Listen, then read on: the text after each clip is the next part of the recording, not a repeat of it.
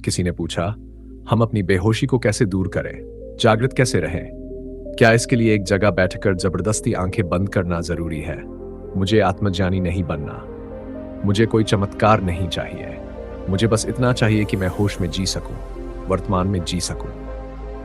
अगर आपके मन में भी कभी ऐसा सवाल आया है तो आज की ये बात आपके लिए बहुत महत्वपूर्ण है, क्योंकि जागृत होने का मतलब ये नहीं कि आप संसार छोड़ दें। जागृत होने का मतलब ये भी नहीं कि आप हर समय आंखें बंद करके ध्यान में बैठे रहें। जागृति का अर्थ है आप जो कर रहे हैं उसे पूरी तरह होश में करना। आप खा रहे हैं तो खाने में मौजूद रहना। आप किसी से बात कर रहे हैं तो सच में उसकी बात सुनना। आप चल रहे हैं तो अपने कदमों को महसूस करना। और जब मन में कोई विचार उठ रहा है तो उस विचार को भी देख पाना। लेकिन यह सुनने में जितना आसान है वास्तव में उतना ही कठिन है, क्योंकि इंसान का सबसे बड़ा संकट यह है कि उसका शरीर कहीं होता है और उसका मन कहीं और। आप कमरे में बैठे होते हैं लेकिन मन 10 साल पीछे चला जाता है। कभी पुरानी बात याद आती है, कभी भविष्य की चिंता शुरू हो जाती है। कभी किसी ने क्या कहा यह याद आता है, कभी किसी ने क्या नहीं कहा उसकी चिंता होने लगती है। और इस तरह इंसान वर्तमान को खो देता है। संसार में 3 तरह के लोग, अगर ध्यान से देखा जाए तो संसार में मुख्य रूप से 3 तरह के लोग दिखाई देते हैं। पहले वे लोग जिन्होंने संसार का त्याग कर दिया, उन्होंने अपना जीवन साधना के लिए समर्पित कर दिया। दूसरे वे लोग हैं जिन्हें संन्यास से कोई मतलब नहीं, उन्हें संसार जैसा है वैसा ही स्वीकार है। धन चाहिए, परिवार चाहिए, प्रतिष्ठा चाहिए, सुख चाहिए, सफलता चाहिए। और तीसरे कुछ ऐसे लोग हैं जो इन दोनों के बीच खड़े हैं। वे पूरी तरह संसार को छोड़ नहीं सकते, लेकिन संसार में पूरी तरह डूब भी नहीं पाते। उन्हें महसूस होने लगता है कि कुछ गड़बड़ है। उन्हें संसार की चमक के पीछे छिपी बेचैनी दिखाई देने लगती है, लेकिन उन्हें अभी यह भी समझ नहीं आता कि संसार छोड़कर जाएं तो जाएं कहां। उनकी जिम्मेदारियां हैं, परिवार है, काम है, बच्चे हैं, रिश्ते हैं। और इसी के बीच उनके भीतर एक सवाल जन्म लेता है, क्या मैं संसार में रहते हुए भी जागृत हो सकता हूं? और यही सवाल बहुत महत्वपूर्ण है। सन्यासी और संसारी के बीच खड़ा व्यक्ति, एक सन्यासी के सामने चुनौतियां कम नहीं होती, लेकिन उसका लक्ष्य स्पष्ट होता है, उससे अपने जीवन की दिशा पता होती है। वहीं एक संसारी व्यक्ति के सामने अनगिनत इच्छाएं होती हुई तो दूसरी आ गई, दूसरी पूरी हुई तो तीसरी आ गई, फिर ज्यादा धन चाहिए, सम्मान चाहिए, फिर दूसरों से ज्यादा सम्मान चाहिए, फिर प्रेम को हमेशा अपने नियंत्रण में रखने की इच्छा होने लगती है। और धीरे धीरे इंसान उन चीजों के पीछे भागने लगता है जिनके बारे में उसने कभी सोचा भी नहीं था। वह अपने ही बनाए हुए सपनों का पीछा करता रहता है। बस यह मिल जाए फिर मैं खुश हो जाऊंगा, बस इतना पैसा हो जाए, बस ये नौकरी मिल जाए, बस ये इंसान मेरी जिंदगी में आ जाए, बस लोग मुझे सम्मान देने लगे, बस मेरा नाम हो जाए। लेकिन जैसे ही वह चीज मिलती है मन कहता है अब इसके बाद क्या? यही संसार का खेल है। संसार एक सपने की तरह है। रात में जब आप सपना देखते हैं तो सपने के भीतर आपको पता नहीं होता कि यह सपना है। आप उस दुनिया में जीते हैं, आप हंसते हैं, रोते हैं, डरते हैं, भागते हैं। कभी कभी तो सपने में ऐसा लगता है जैसे आपने पूरी जिंदगी जी ली, लेकिन सपना टूटता है और आंखें खुल जाती हैं। तब पता चलता है वह सब सपना था। लेकिन जब तक सपना चल रहा था तब तक वह बिल्कुल वास्तविक लग रहा था। ठीक इसी तरह संसार के सपने भी चलते हैं। हम भविष्य की फिर उसी तस्वीर को सच करने के लिए पूरी जिंदगी लगा देते हैं, और जब एक सपना पूरा होता है तो दूसरा सपना सामने खड़ा हो जाता है। इसलिए संसार के सपने कभी पूरी तरह समाप्त नहीं होते, उनके पूरे होने का भ्रम बना रहता है। इसी को बहुत सी आध्यात्मिक परंपराओं में माया खा गया है। आंखें बंद होने पर रात के सपने टूट जाते हैं और आंखें खुलने पर संसार के सपने शुरू हो जाते हैं। और जब जीवन की आंखें हमेशा के लिए बंद होती हैं तब संसार के ये सारे सपने भी वहीं छूट जाते हैं। बुद्ध अपने शिष्यों के लिए कठोर क्यों थे? तथागत गौतम बुद्ध जानते थे कि संसार मनुष्य को अपनी ओर बहुत तेजी से खींचता है, इसलिए उनके भिक्षुओं के लिए अनुशासन बहुत महत्वपूर्ण था। क्योंकि यदि मन को पूरी स्वतंत्रता दे दी जाए तो मन बार बार उसी दिशा में जाता है जहां उसे सुख दिखाई देता है। धन का आकर्षण, प्रेम का आकर्षण, सम्मान का आकर्षण, अधिकार का आकर्षण और सबसे शक्तिशाली शारीरिक इच्छाओं का आकर्षण। ये इच्छाएं सिर्फ वर्तमान नहीं दिखाती, ये भविष्य के सपने दिखाती हैं। मन कहता है बस ये मिल जाए फिर सब ठीक हो जाएगा, और इंसान उसी फिर के पीछे पूरी जिंदगी भागता रहता है।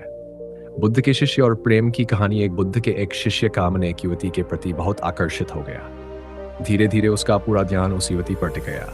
उसे हर जगह वही दिखाई देने लगी।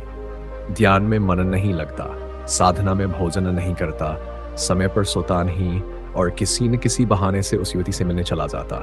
बुद्ध सब समझ रहे थे, लेकिन बुद्ध चाहते थे कि उनका शिष्य स्वयं अपनी भूल को समझे, क्योंकि किसी को केवल डांट कर बदल देना आसान नहीं होता। सच्चा परिवर्तन तब होता है जब इंसान स्वयं देख ले कि वह क्या कर रहा है। बुद्ध ने उसे समझाया, कितनी बार एक ही गलती करोगे? हर बार गिरते हो, हर बार पछताते हो, फिर उसी गड्ढे की तरफ क्यों जा रहे हो? लेकिन मोह जब मन को पकड़ लेता है तो समझ की आवाज बहुत धीमी हो जाती है। धीरे धीरे वह शिष्य विहार छोड़कर चला गया और उस युवती से विवाह कर लिया। कुछ वर्ष बीते, जीवन बदल गया। जिस व्यक्ति ने कभी ध्यान और साधना का मार्ग चुना था, वह धीरे धीरे संसार के संघर्षों में उलझता चला गया और एक दिन वह चोरी करते हुए पकड़ा गया। राजा ने उसे मृत्युदंड देने का आदेश दिया। सिपाही उसे लेकर जा रहे थे, तभी रास्ते में उसे बुद्ध दिखाई दिए। बुद्ध को देखते ही उसके भीतर जैसे वर्षों से सोई हुई कोई स्मृति अचानक जाग उठी। उसे याद आया, मैं कौन था? उसे याद आया कि वह बुद्ध का शिष्य था। उसकी राह क्या थी, उसकी खोज क्या थी और आज वह कहां पहुंच गया था। वह चोर बन चुका था।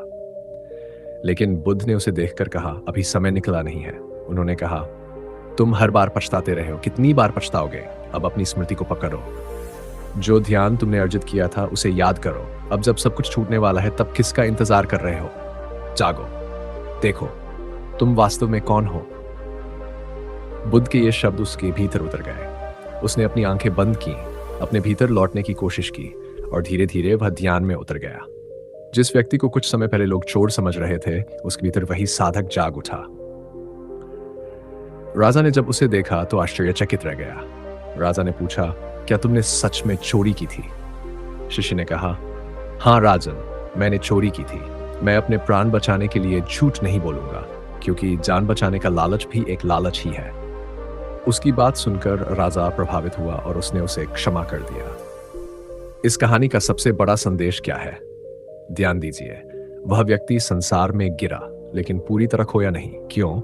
क्योंकि उसके भीतर कभी जागृति का बीज पड़ा था और जब सही समय आया तो वही स्मृति फिर जाग गई। यही कारण है कि संसार में रहते हुए जागृत रहना कठिन जरूर है, लेकिन असंभव नहीं। बल्कि कई लोगों के लिए यही सबसे वास्तविक साधना हो सकती है। संसार में रहकर जागृत कैसे रहें? अब सवाल आता है, अगर मुझे सन्यासी नहीं बनना है तो मैं जागृत कैसे रहूं?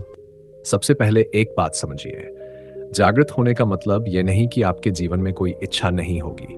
जागृत होने का अर्थ यह भी नहीं कि आपके मन में कभी कोई गलत विचार नहीं आएगा, और जागृत होने का अर्थ यह भी नहीं कि आपको हमेशा शांत ही रहना होगा। जागृति का मतलब है जो हो रहा है उसे देख पाना।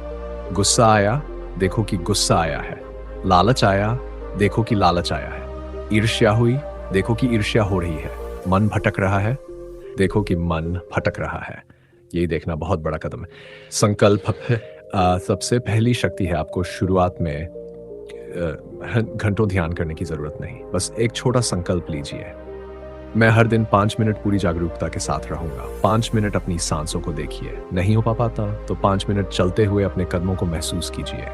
वह भी नहीं हो पाता तो खाना खाते समय सिर्फ खाने पर ध्यान दीजिए। चिड़िया की आवाज सुनिए, हवा की आवाज सुनिए, पंखे की आवाज सुनिए, संगीत सुनिए। आपको अपनी आंखें बंद करने की कोई मजबूरी नहीं है। आंखें खोलकर भी ध्यान किया जा सकता है। ध्यान का अर्थ आंखें बंद करना नहीं है। ध्यान का अर्थ है अपने बिखरे हुए मन को एक जगह इकट्ठा करना। हम वर्तमान में क्यों नहीं रह पाते? आप कमरे में बैठे हैं, ऊपर पंखा चल रहा है, पंखा लगातार आवाज कर रहा है, लेकिन आपने शायद कई घंटे से उस आवाज को सुना ही नहीं। क्यों? क्योंकि आपका मन कहीं और है। आपका शरीर कमरे में है, लेकिन आपका मन कभी अतीत में है और कभी भविष्य में। यही बिखराव है। ध्यान आपको उस बिखराव से वापस लाता है, और जैसे जैसे आप एकत्रित होते हैं वैसे वैसे आपको वर्तमान दिखाई देने लगता है। वर्तमान में आने की जरूरत नहीं पड़ती, आप पहले से ही वर्तमान में होते हैं, बस आपका ध्यान वहां मौजूद नहीं होता।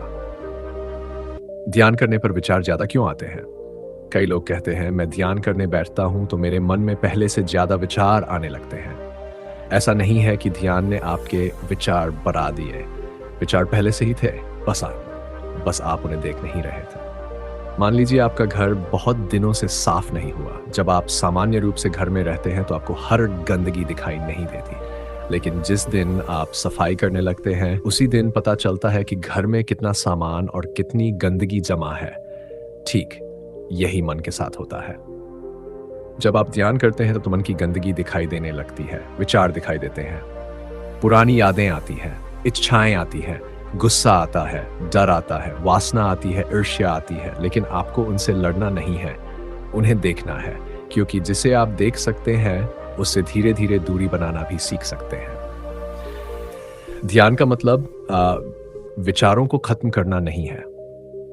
बहुत लोगों ने ध्यान के बारे में गलत धारणा बना ली है। उन्हें लगता है ध्यान करूंगा तो मेरे मन में एक भी विचार नहीं होना चाहिए। नहीं, ध्यान का मतलब विचारों का जबरदस्ती खत्म होना नहीं। ध्यान का अर्थ है विचार को विचार की तरह देखना, गुस्से को गुस्से की तरह देखना, इच्छा को इच्छा की तरह देखना, डर को डर की तरह देखना।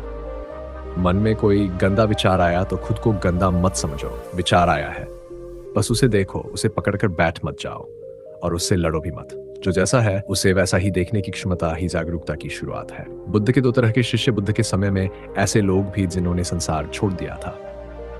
वे भिक्षु बनकर विहारों में रहते थे। उनका जीवन कठोर अनुशासन और साधना से जुड़ा था। लेकिन बुद्ध के सभी शिष्य भिक्षु नहीं थे।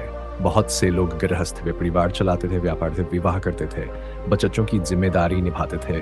उन्हें उपासक कहा जाता था। उनके लिए भी नैतिक जीवन के नियम, चोरी नहीं करना, झूठ से बचना, नशे से बचना, अत्यधिक लालच से बचना, दूसरों के प्रति करुणा रखना और अपने भीतर सही दृष्टि विकसित करना। इसका अर्थ यही था कि संसार में रहो लेकिन संसार को अपने भीतर मत बसने दो। काम तुम्हें मत चलाए। धन कमाओ लेकिन धन तुम्हारा मालिक न बन जाए।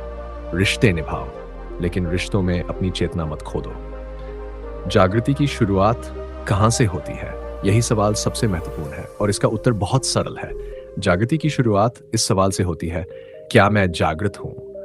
आपके भीतर यह सवाल पैदा होना ही पहला कदम है, क्योंकि जो व्यक्ति पूरी तरह सोया हुआ है उसे यह पता ही नहीं होता कि वह सो रहा है। लेकिन जिस व्यक्ति को यह एहसास होने लगा कि मैं अपना जीवन होश में नहीं जी रहा हूं, उसके भीतर जागने की शुरुआत हो चुकी है। संकल्प को अधूरा मत छोड़िए। अगर आपने तय किया है कि रोज 5 मिनट ध्यान करेंगे तो 5 मिनट कीजिए। अगर तय किया है कि गुस्से में तुरंत प्रतिक्रिया नहीं देंगे तो कम से कम कुछ क्षण रुकिए। अगर तय किया है कि किसी व्यक्ति के बारे में गलत सोचने से पहले उसके पक्ष को समझेंगे तो उसे समझने की कोशिश कीजिए, क्योंकि संकल्प तभी शक्ति बनता है जब उसे जीवन में उतारा जाता है।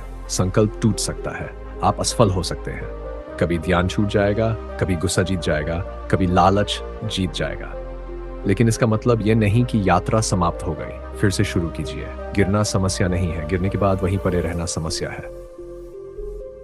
और अंत में एक बात, जीवन को जरूरत से ज्यादा गंभीर मत बनाएं। जागृत होने का मतलब यह नहीं कि आपका चेहरा हमेशा गंभीर रहे। आपको हर समय किसी बड़े जान की तलाश करने की जरूरत नहीं।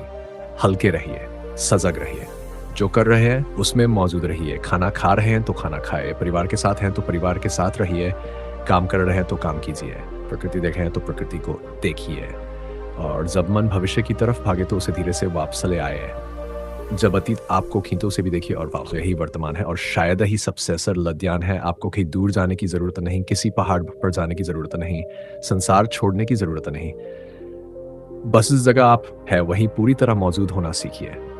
याद रखिए, जीवन आसान नहीं है, लेकिन जीवन ही सबसे बड़ा अवसर है।